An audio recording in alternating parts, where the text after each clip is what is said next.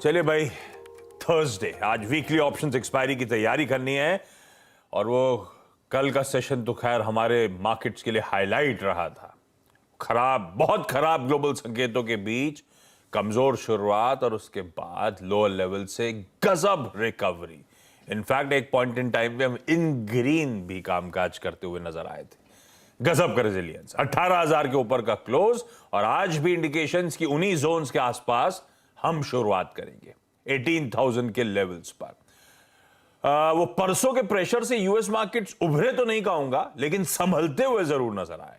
तो कल का ट्रेडिंग सेशन आपकी स्क्रीन पर आएगा, हल्के हरे निशान के साथ कामकाज, कुछ साइंस ऑफ स्टेबिलिटी लेकिन वॉलेटाइल थे और दिक्कत आ रही थी वो तो आखिरी आधे घंटे में एक बढ़िया रिकवरी ट्रेड ने आपको वो फ्लैटिश क्लोज डिलीवर करके दिया।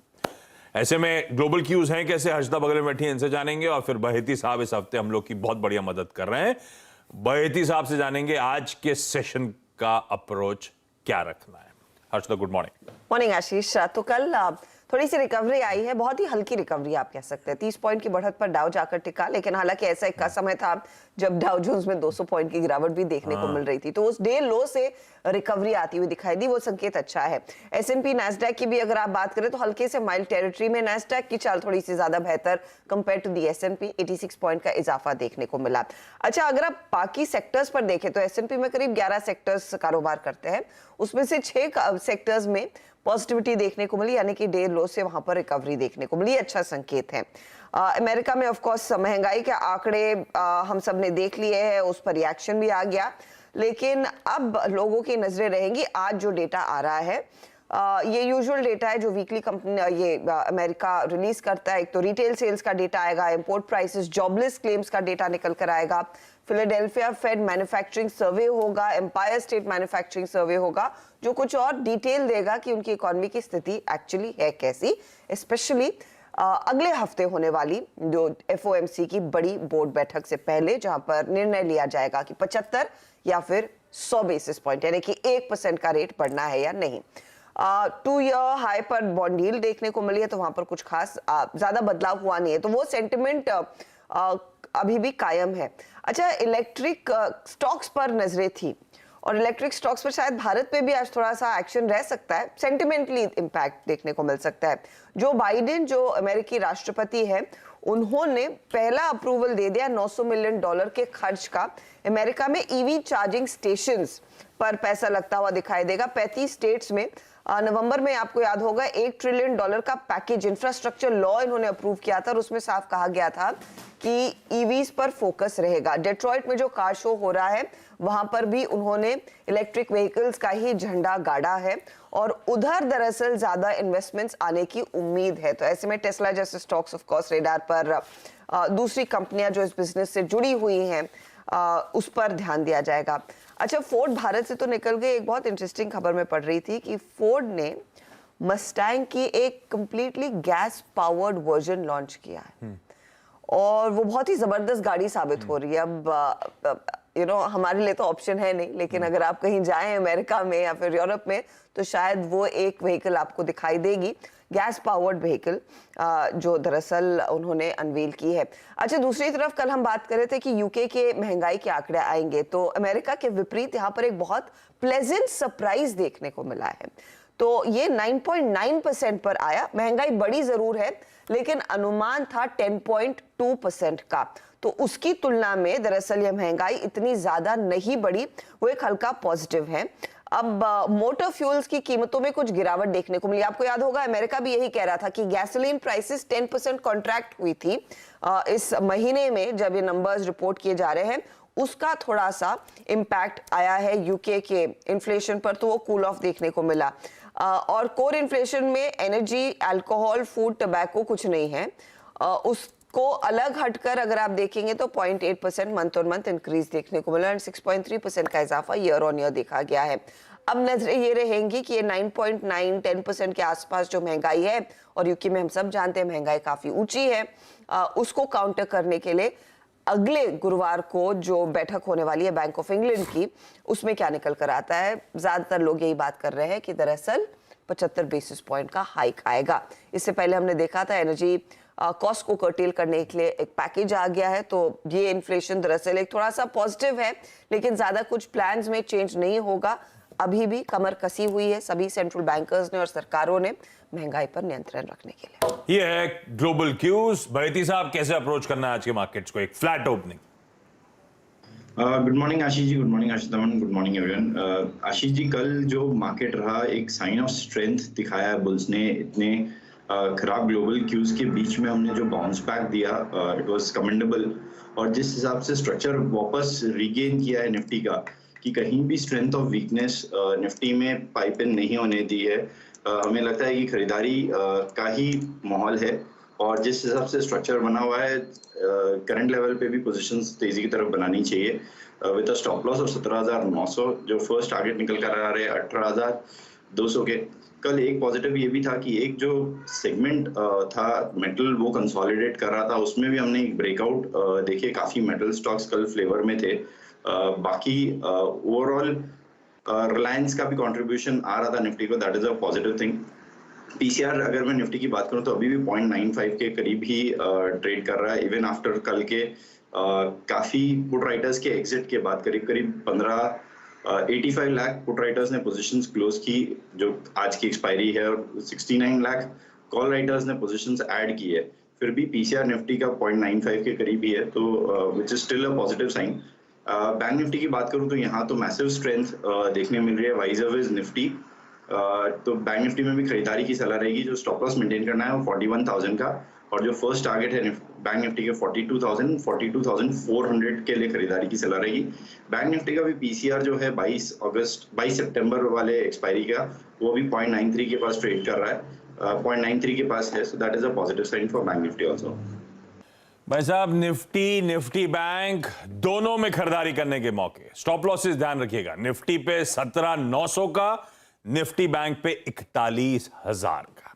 बैती साहब, थैंक यू सो मच सुबह सुबह जुड़ने के लिए। बैती साहब अब 8 बजे के पैनल में होंगे और उनसे फिर डिटेल में हम लोग और भी मार्केट्स पे चर्चा करेंगे। लेकिन आज के इंपॉर्टेंट स्टॉक्स इन न्यूज, पहला पीवीआर लेकर आइए स्क्रीन पर। आज इंपॉर्टेंट दिन है। कहा जा रहा है सूत्रों के हवाले से कि कुछ इन्वेस्टर्स जो हैं, जिसमें ग्रेबर्च, प्लेंटी पी, मल्टीपल्स पी, कुल मिलाकर इन सब का स्टेक 0.8% के आसपास जो है, वो आज एक्सचेंजेस पे बेचने की तैयारी।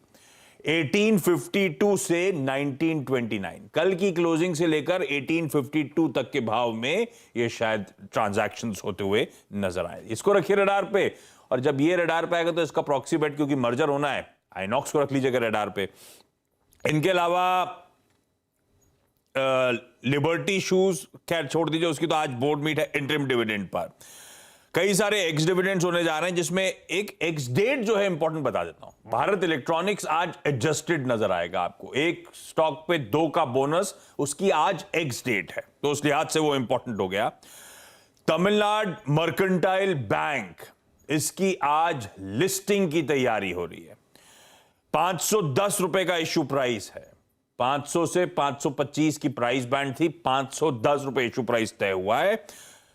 3 गुना के आसपास सब्सक्रिप्शन आया था। तो देखते हैं आज कैसी ये लिस्टिंग होती है। बालाजी अमाइंस ने कहा है कि इनका जो फेज 1 ग्रीनफील्ड प्रोजेक्ट था वो कंप्लीट हो गया है, और अब फर्दर केपेक्स, नई कैपेसिटीज ऐड करेंगे फेज 2 के ग्रीन प्रोजेक्ट पे। तो एक पार्ट कमीशन होता हुआ, दूसरा केपेक्स अनाउंस करते हुए। कर्नेक्स माइक्रोसिस्टम ने कहा है कि इस सैटरडे 17 सितंबर को बोर्ड मीट करेंगे, फंड रेजिंग होगी, प्रेफरेंशियल बेसिस पर फंड रेज होंगे, और साथ में डेट को इक्विटी में भी तब्दील करने की तैयारी। कर्नेक्स माइक्रोसिस्टम का स्टॉक दिखाइए स्क्रीन पे। कैंपस एक्टिववेयर ने वो अपने रिटेलर्स के साथ एक मीट करी, जिसपे अपना नया ऑटम और विंटर कलेक्शन अपनी एनुअल रिटेलर मीट में अनवेल करा है। दरअसल 300 प्लस नए शूज डिजाइन्स इस साल के एंड तक कैंपस एक्टिववेयर लेकर आएगा बाजार में। इस तरह का एग्रेशन। मुथूट कैपिटल सर्विसेज, इसमें रोज एलिवेशन कैपिटल एक एफआई है, वो माल छोड़ रहा है। कल की ट्रेडिंग सेशन में भी 1,77,000 शेयर्स फिर बेचे गए। ये तीसरा इंस्टेंस हो गया बैक टू बैक, तीसरे दिन जब इनकी तरफ से सेलिंग के आंकड़े आते हुए। गुजरात अपोलो इंडस्ट्रीज, इसका एक पब्लिक शेयर होल्डर है अपोलो टेक्नो इक्विपमेंट्स, उसने 1.25 लाख शेयर्स बेच दिए हैं। उनके पास 1.6 लाख शेयर्स के आसपास है, तो अभी शायद कुछ ऐसा बचा है अगर लास्ट होल्डिंग पैटर्न देखूं तो। GR इंफ्रा प्रोजेक्ट्स, इनकी एक ओएफएस लॉन्च हुआ है, आज खुलेगा। आज नॉन रिटेल के लिए, कल रिटेल की बारी। ये ओएफएस जो है 57 लाख शेयर्स का, कुल इक्विटी का 5.9%, 1260 रुपए इस ओएफएस का फ्लोर प्राइस तय किया गया है। कल ये स्टॉक 1450 के लेवल्स पे बंद हुआ था, ये भी रडार पे रहेगा। सुंदरम फास्टनर्स में कल एक लार्ज ट्रेड हुआ। Promoters TVS Sundaram fasteners private limited ने 24,70,000 शेयर्स बेचे हैं, जिसमें से एक छोटा ही टुकड़ा, आधा चंक कह लीजिए 13 लाख के आसपास आईसीआईसीआई प्रूडेंशियल म्यूचुअल फंड ने एक्वायर करा। बाकी कहां गया वो अपडेट नहीं है, वो लार्ज ट्रेड में एटलीस्ट इंक्लूजन नहीं होता हुआ नजर आया। अच्छा, लक्ष्मण बता रहे थे कि कल ये मेडिकल इक्विपमेंट्स वाली कंपनी रडार पर रखनी। कल शाम को दरअसल प्रेस रिलीज आई है, हेल्थ रेगुलेटर एक स्मूथ ट्रांजिशन की तरफ बढ़ने की तैयारी कर रहे हैं। क्लास ए और क्लास बी मेडिकल डिवाइसेस के लाइसेंसेस को ईज करा जाएगा, 1 अक्टूबर ऑनवर्ड्स आसान हो जाएगा। तो अभी सीमेंस हो गया, कोई बीपीएल हो गया, कोई पॉलीमेडिक्योर हो गया, ये सब मेडिकल इक्विपमेंट बनाने वाली कंपनियां हैं। अब ये class A class B classification क्या, कितना स्मूदन करेंगे, कितना फायदा होगा अलग बात, सेंटिमेंट्स के लिहाज से इस पूरे स्पेस को रडार पे रखना है। अच्छा, जाते जाते एक और चीज बताता हूं। वायदा के कर्व में delta corp Indiabulls housing finance continue कर रहा है, अंबुजा बाहर हो गया है, पर आरबीएल बैंक का वायदा के कर्व में इंक्लूजन आज के लिए। क्विकली छोटा सा ब्रेक के उस बार आज का इवेंट्स कैलेंडर।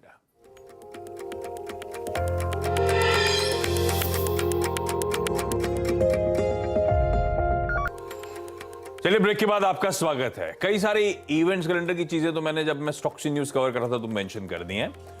जो इंपॉर्टेंट बाकी चीजें हैं उसमें एक तो हमारा एक और इकोनॉमिक आंकड़ा इंपोर्ट एक्सपोर्ट का ट्रेड बैलेंस 5:50 और 6 बजे के बीच में शाम को आता है। तो आईआईपी ने डिसअपॉइंट करा है, तो इसलिए ट्रेड बैलेंस का आंकड़ा इंपॉर्टेंट है, उस पर नजर रखेंगे।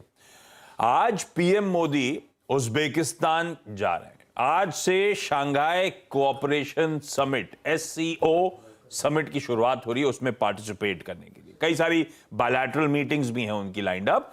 लेकिन इस SCO समिट में सबसे इंपॉर्टेंट, दुनिया भर की नजरें हैं रशियन प्रीमियर और चाइनीज प्रीमियर के बीच में शायद उस साइडलाइंस पे एक इंपॉर्टेंट मुलाकात, और दोनों वेस्टर्न वर्ल्ड से दोनों की ठनी हुई है, तो मीटिंग इंटरेस्टिंग है। हर्षदा ने मेंशन कर रहा था, आज डेटा पॉइंट्स के लिए आज से यूएस में इंपॉर्टेंट दिन फिर से, इनिशियल जॉबलेस क्लेम्स, वहां के रिटेल सेल्स, वहां के इंडस्ट्रियल प्रोडक्शन के नंबर्स, बाकी ज्योग्राफीज के नंबर्स आपकी स्क्रीन पर आ जाएंगे, उस पर नहीं जा रहा। आज इंजीनियर्स डे, तो सभी इंजीनियर्स को भाई ढेरों शुभकामनाएं। और दरअसल वो सर एम विश्वेश्वरैया के ग्रेट अचीवमेंट्स को सेलिब्रेट करने का दिन, और इस देश में इनोवेशन को इनकरेज करने के लिए इंजीनियर्स डे बनाया जाता है। तो थैंक यू सो मच भाई सभी इंजीनियर्स को। मुंबई के लिए आज एक टफ दिन था, कुछ रिलीफ मिल गई है। टफ दिन एक तो ये था कि ऑरेंज अलर्ट है मुंबई और थाने में, सुबह बारिश भी दिख रही थी। आज heavy to very heavy rainfall की तैयारी हो रही है। आज की विजुअल नहीं, घबराएगा नहीं, ये पुराना फुटेज उठा लाए, लेकिन बारिश के डर जरूर बना हुआ है। और दूसरा, कल शाम तक अपडेट ये था कि बारिश तो होनी है तगड़ी, और रिक्शा और ऑटो वालों की स्ट्राइक आज के दिन। तो कल शाम को अपडेट आया कि वो स्ट्राइक एटलीस्ट टल गई है, तो कुछ रिलीफ मिल गया है। लेकिन हाँ, ऑरेंज अलर्ट है मुंबई में, ये ध्यान रखिएगा। जाते जाते SGX निफ्टी एकदम फ्लैट ओपनिंग के इंडिकेशंस हैं, पर बहती साहब कह रहे हैं खरीदारी, चाहे निफ्टी हो, निफ्टी बैंक हो। निफ्टी में 17,900 के स्टॉप के साथ, निफ्टी बैंक में 41,000 के स्टॉप के साथ बाय इनिशिएट करने का इस फ्लैट ओपनिंग में मन। इस नोट पर आज के शो मॉर्निंग कॉल में इतना ही। ब्रेक ले रहा हूं, ब्रेक के उस पार सीधा सौदा।